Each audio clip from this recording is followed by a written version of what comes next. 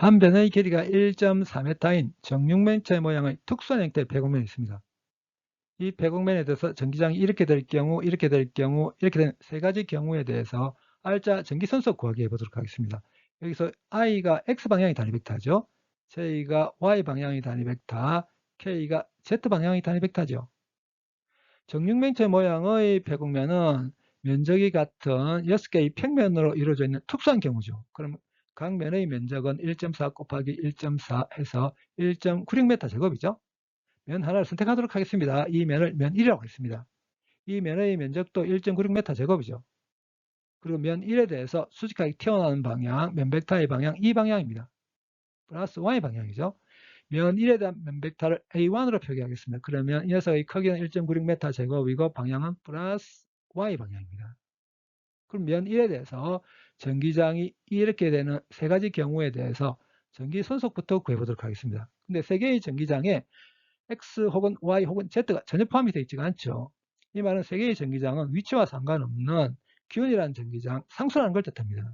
그럼 전기장이 균일하고 평면일 경우에 그 평면에 대한 전기선속은 전기장과 면 벡터를 스칼라곱 해버리면 됩니다. 그러니까 E 다트 A를 해버리면 됩니다. 면 1에 대한 전기선속을 phi1으로 표기하도록 하겠습니다. 그러면 전기장이 이렇게 되는 경우에 면 1에 대한 전기선속을 구하기 위해서 E 다트 A1 하면 됩니다. 이 녀석을 여기 대입하겠습니다. 그러면 여기서 뭐가 나오냐면 I 다트 J가 나옵니다. I X 방향이 단위 벡터, J Y 방향이 단위 벡터죠. 둘 사이 각이 90도입니다.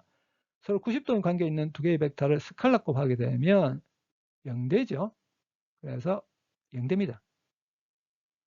그 다음에 전기장이 이렇게 되는 경우에 면 1에 대한 전기선속 구합니다. 이 녀석을 여기 대입하겠습니다. 그러면 이렇게 되게 되죠. 근데 여기서 J 다트 J가 나오게 됩니다. 똑같은 단위 벡터를 스칼라 곱하게 되면 1되죠. 그래서 여기 이 녀석 1되거든요. 그래서 전기장이 이렇게 되는 경우에는 면 1에 대한 전기선속이 0이 아닙니다.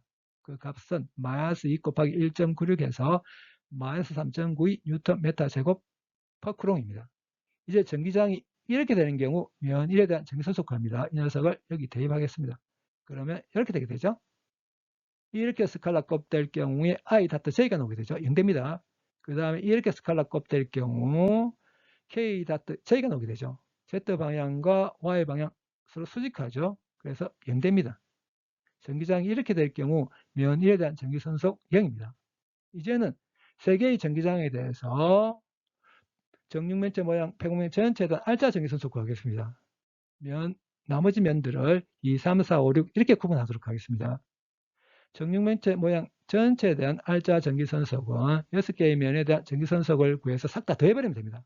그럼 각 면에 대한 전기선속을 다 이런 식으로 쓸 수 있거든요. 면 2에 대해서 수직하게 튀어나오는 방향 이 방향입니다. 면 2에 대한 면 벡터 방향 플러스 X방향입니다. 면 3에 대해서는 수직하게 튀어나오는 방향 이 방향입니다. 면 3에 대한 면 벡터 마이너스 Y방향입니다. 면 4에 대해서는 수직하게 튀어나오는 방향 이 방향 마이너스 X방향입니다. 그 다음 면 5에 대해서 수직하게 튀어나오는 방향 이 방향이죠. 플러스 Z방향입니다. 그 다음에 면 6에 대해서 수직하게 튀어나오는 방향 이 방향이죠. 마이너스 Z방향입니다. 각 면에 대한 면 벡터가 이렇게 됩니다. 각 면에 대한 면 벡터 대입하고 전기장이 이렇게 된다면 정육면체 모양의 폐곡면에 대해서 전기선속을 구하기 위해서 다 대입하면 이렇게 되거든요. 근데 여기서 0이 되지 않는 경우는 이 경우 I가 나오게 되죠. 그 다음에 이 경우 I 됩니다. 0이 안 되고 나머지 4개의 경우는 다 0됩니다. 그러면 여기서 I 1 되니까 값은 1.96 곱하기 6에서 11.76 되거든요.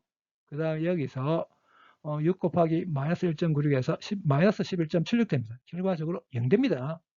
전기장이 이렇게 되는 경우에 전기력선은 정육면체를 어떻게 지나가냐면 이렇게 지나갑니다. 면사를 뚫고 들어가서 면 위로 나와버립니다.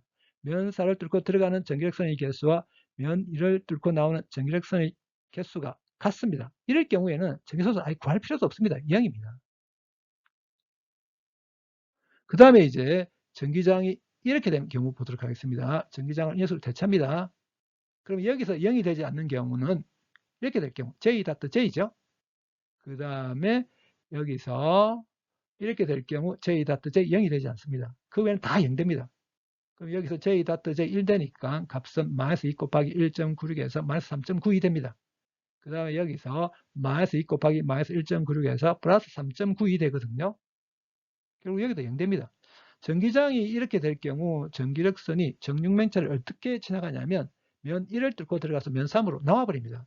면 1을 뚫고 들어가는 전기력선의 수와 면 3을 뚫고 나오는 전기력선의 수가 같을 겁니다. 이럴 경우에 전기선수 아예 처음부터 계산할 필요 없습니다. 0입니다. 이제 전기장이 이렇게 되는 경우 보도록 하겠습니다. 전기장이 이렇게 될 경우 이 전기장을 대입하겠습니다. 그러면 이렇게 쓸 수 있는데 이 경우에 0이 되지 않는 경우는 일단 이렇게 스칼라 곱될 경우 i가 되게 되죠. 그러면 i 1 되니까 마이너스 3 곱하기 1.96에서 마이너스 5.88 됩니다. 그 다음에 이렇게 스칼라 곱될 경우 i 그러니까 마이너스 3 곱하기 마이너스 1.96에서 플러스 5.88 됩니다. 그 다음에 이렇게 스칼라 곱될 경우 k 1 되거든요. 4 곱하기 1.96에서 7.84입니다. 그 다음에 이렇게 스칼라 곱될 경우 k 나오죠. 결국 값은 4 곱하기 마이너스 1.96에서 마이너스 7.84입니다. 0입니다. 전기장이 이렇게 될 경우 전기력선이 정육면체 모양의 폐곡면을 어떻게 지나가냐면 이렇게 지나갑니다. 뚫고 들어간 전기력선의 개수와 나오는 전기력선의 개수가 같습니다. 그래서 전기장이 이렇게 된다 하더라도 전기선수 구할 필요 없습니다. 0입니다.